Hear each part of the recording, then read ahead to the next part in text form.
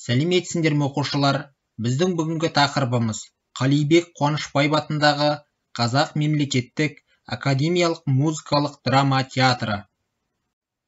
Оқу мақсаты эссе тақырыбынан ауытқымай, абзац түрлерін жүйелі құрастырып, көтерілген мәселе бойынша келісу-келіспеу себептерін айқын көрсетіп жазу, яғни келісу-келіспеу эссесі. Қалибек Қуанышбаев атындағы Қазақ мемлекеттік академиялық музыкалық драма театры 1991 жылы Ғабит Мүсіреповтің Ақан сері Ақтоқты трагедиясымен ашылды. Театрдың ұйымдастырушысы, көркемдік жетекшісі әрі бас режиссері Қазақстанның еңбек сіңірген қайраткері Жақып Омаров болды. Алғашқы қойылымды да өзі сахналады. Театр өзінің алғашқы жүлдесін 1996 жылы Уфа қаласында түркі тілдес мемлекеттер арасында өткен халықаралық туғанлық театр фестивалінде алды. Онда Құсайыновтың Алдар көсе музыкалық комедиясы лауреат атанды. 1996 жылы театрға КСРО халық әртісі, КСРО мемлекеттік сыйлығының иегері Қалибек Қуанышбаевтың есімі берілді. 2011 жылы 14 желтоқсанда театр ұжымына мемлекеттік академиялық театр мәртебесі берілді. Театр көптеген жетістікке қол жеткізді. 2010 жылы қаңтар айында Тегеран қаласында өткен халықаралық театр фестивалінде Мұхтар Әуезовтің Қарагөз драмасы үздік деп танылды.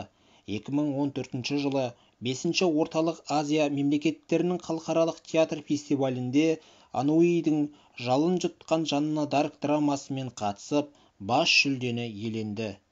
2015 жылы Өскемен қаласында өткен 23-ші Республикалық театр фестиваліне Ежовтың Бұлбұлдар түні пьесасының негізінде сахналанған Тыраулап ұшқан тырналар атты лирикалық драмасымен қатысып, үздік режиссерлік шешім номинациясына ие болды.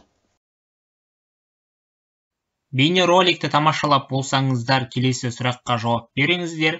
Қалибек Қуанышбаев атындағы Қазақ мемлекеттік академиялық музыкалық драма театры қай жылы қандай қойылыммен ашылды? Бұл бірінші сұрақ. Енді екінші сұрақ. Театрдың жетістіктері туралы қандай мәлімет білесіңдер? Есте сақтаңыз оқушылар, жергілікті немесе диалект сөздер деп тілде жалпы халықтық сипат алмаған белгілі бір жерде ғана қолданылатын сөздерді айтамыз. Сіріңке, оны Қазақстанның әртүрлі аймақтары кеуірт, күкірт, шырпы, оттық, ши, шақпақ деп атайды екен. Шылапшын, оны Қазақстанның әртүрлі аймақтары леген, жам, кірлен, шылаушын, самар деп атайды екен. Еліміздің батыс өңірлерінің тұрғындары не деген сұрақты низат деп атайды. Үлкенді нән, кішкентайды құрттай, бағананы мана дейді. Сондай-ақ оңтүстікте тұратын қазақтар шалбарды сым, қарбызды дарбыз, есіктің топсасын ашық-машық дейді, жұмыртқаны тұқым деп атайды екен. Оқушылар, енді келесі тапсырманы орындаймыз. Экранда кесте берілген, сол кестені дәптерімізге көшіріп жазамыз. Берілген сөздердің диалогизмге, терминге, диалект сөзге немесе кәсіби сөзге жататындығын ажыратып жазамыз, яғни соның тұсына плюс қойып кетеміз. Оқу тапсырмасы. Төмендегі екі мәселенің біреуін таңдап, 50 сөзден тұратын эссе жазыңыздар. Бірінші мәселе. Жергілікті сөздерді дұрыс емес деп санаймын. Әдеби тіл нормаларын сақтап сөйлеу керек. Екіншісі, жергілікті сөздерді қолданудың еш оғаштығы жоқ. Бұл сөздер де тіліміздің бай екенін көрсетеді.